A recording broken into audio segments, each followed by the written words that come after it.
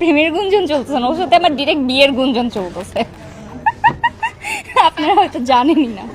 আপনারা যেখানেই যাবেন একদম টিকটক থেকে শুরু করে ফেসবুক পেজ থেকে শুরু করে নিউজও দেখি, ভিডিওও বানাই যে ডিরেক্ট বিয়ে করেছেন শায়লা সাথী এবং রাফসান ইমতিয়াজ। ইনফ্যাক্ট আমার একটা ফেক অ্যাকাউন্ট আছে, মানে আমার পিকচার দিয়ে ফেক অ্যাকাউন্ট ওপেন করা, ওটাতে আলহামদুলিল্লাহ প্রত্যেকদিন আলহামদুলিল্লাহ লিখে আমার আর রাফসানের ছবি ছাড়ে, ওখানে আমরা হাজব্যান্ড ওয়াইফ হয়ে গেছি। আপু একটু ক্লিয়ার করবেন, রাফসান ভাই বলছিল আপনার যে বারবার প্রেমের ফাঁদে ফেলানোর ট্রাই করে, আপনি কিন্তু সেই কথাটা ক্লিয়ার করলেন। কোথায়, কেন বলবে ওই কথা? এই কথা বলবো না। আমার কিন্তু রেকর্ড আছে, প্রমাণ আছে। যদি এই কথা বলে থাকে তাহলে তোর খবর আছে। এবং অবশেষে আপনি লাস্টে প্রেমে পড়েও ও আচ্ছা, এটা এই নাটকের গল্পে আমি আপনি এমন ভাবে কোশ্চেন করছেন, আমি ভাবছি বাস্তব জীবনে যদি হইতো তাহলে তোর খবর ছিল। হ্যাঁ, এই নাটকে হচ্ছে এই মেয়েটা এমন একটা মেয়ে যে প্রেমও করতে চায় না, বিয়েও করতে চায় না। সো অনেক পটানোর চেষ্টা করে ফাইনালি হয়তো সে সাকসেস হতেও পারে, নাও পারে। নাটকের বাইরে যদি রাফসান ভাই এসে যদি প্রপোজ করে কি করবে?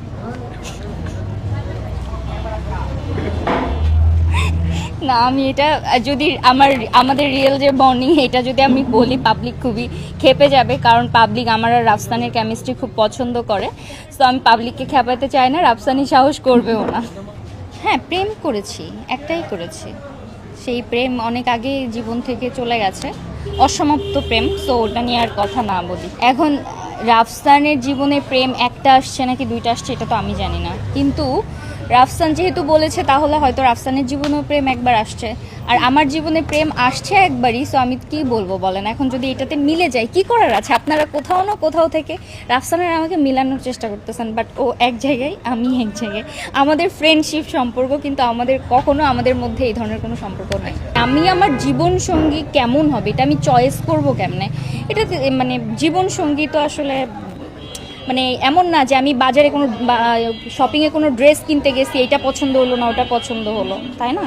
জীবনসঙ্গী হইতে হবে হচ্ছে যার সাথে আমার মনের মিল থাকবে, যার সাথে আমি মানসিকভাবে শান্তিতে থাকবো, যে আমাকে সম্মান করবে, এতটুকুই এনাফ। এখন তার অনেক বেশি যোগ্যতা সম্পন্ন হতে হবে, লাখ লাখ টাকা কামাইতে হবে কেন? আমি তাহলে কি, আমারও তো কিছু যোগ্যতা আছে। মেয়ে মানুষ, সে ডেড বডি না, ডেড বডি পচে যাওয়ার আগ পর্যন্ত মেয়ে মানুষের রেহাই নেই। দেখেন, আমার বাবা আছে, আমার বাবাকে আমি প্রচণ্ড পরিমাণ সম্মান করি, ঠিক আছে, এবং আমার বাবা সম্মান পাওয়ার মতো একজন মানুষ, ঠিক আছে। আমি দেখেছি আমার বাবা কেমন মানুষ। আমার ভাই আছে, আমি দেখেছি আমার ভাই কিভাবে মেয়েদের সম্মান করে। কিন্তু এরকম যারা আমাদের বাবার বয়সী যারা আছেন, আমি তো সবাইকেই সেটা মনে করব, তাই না?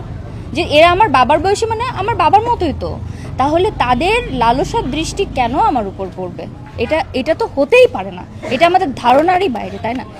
সো আমি বলবো যে সব পুরুষ খারাপ না, এটা আমরাও মানি, আমরা মেয়েরা সবাই মানি। কিন্তু আপনাদের কাছে আমার একটা কোশ্চেন, সব পুরুষ খারাপ না, কিন্তু কোন পুরুষ ভালো আমরা কিভাবে বুঝবো? আমাদের একটু অ্যান্সার দিন তো এটা। এই কোশ্চেনের অ্যান্সারটা এখন আর আমাদের মাঝে নেই, যে আসলে আমরা একজন পুরুষ মানুষকে বিশ্বাস করব, আমি জানি যে সে ভালো,